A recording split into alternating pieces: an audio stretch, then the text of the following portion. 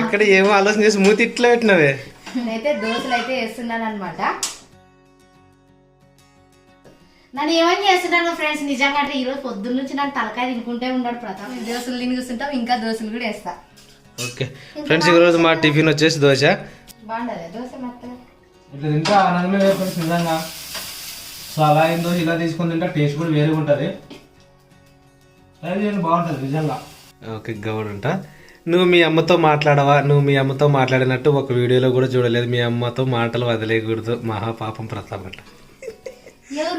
నేను మా అమ్మతో మాటలు మాట్లాడేసిన, నా గురించి నేను మా అమ్మతో మాట్లాడడం మానేసినానంట.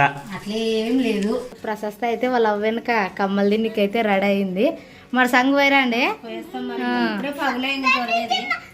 పగులు రాత్రికి మరి తిరిగి ఉంటుంది. రేపు